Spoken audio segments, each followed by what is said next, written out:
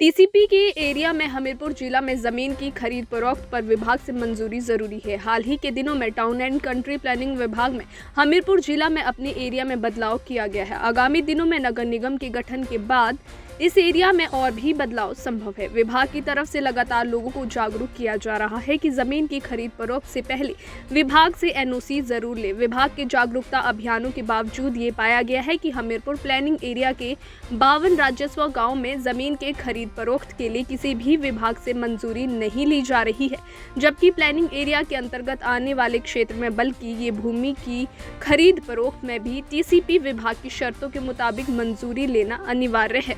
सहायक नगर योजनाकार हमीरपुर रोहित भारद्वाज ने बताया कि जमीन की खरीद फरोख्त के दौरान मंजूरी देने के लिए ऑनलाइन आवेदन भी किया जा रहा है। और क्या कुछ कहा रोहित भारद्वाज ने, आइए सुनते हैं। नगर एवं ग्राम योजना विभाग के द्वारा समय समय पर लोगों को जागरूक किया जाता है।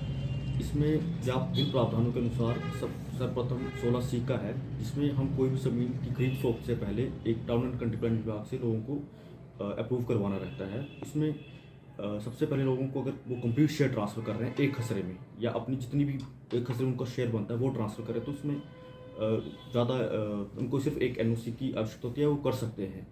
यदि उनको अपने एक खसरे में जो इतना शेयर बनता है उससे कम ट्रांसफ़र करना है या किसी को बेचना है, तो उसके लिए नगर एवं ग्राम योजना विभाग से पूर्व अनुमति लेना आवश्यक है। उसमें हमारे विभाग के द्वारा जो ज़मीन रहती है उसमें प्रॉपर सड़क वगैरह रास्ते छुड़वाए जाते हैं, तथा जो भी उसमें जो भी दूसरे व्यापक प्रावधान उसके अनुसार वो की जाती है। इसके अलावा अगर कोई हिंदू अनडिवाइडेड फैमिली में कर रहा है तब भी उसे ये अनुमति लेने की आवश्यकता नहीं है। और इसके अलावा कई बार ऐसा भी देखा गया है कि लोग मलकियत भूमि में भी किसी को बेच या खरीद फरोख्त कर लेते हैं, तो इसलिए हम उस चीज़ को पहले से ही अपने एंड पे चेक करते हैं कि क्या इसमें फिजिबल हो सकता है। तो इसके लिए हमारे पास एक फॉर्म 12 में एक एप्लीकेशन आती है। फॉर्म 12 तब होता है जब आपने पहले अनुमति लेनी है, फिर आप निर्माण करते हैं।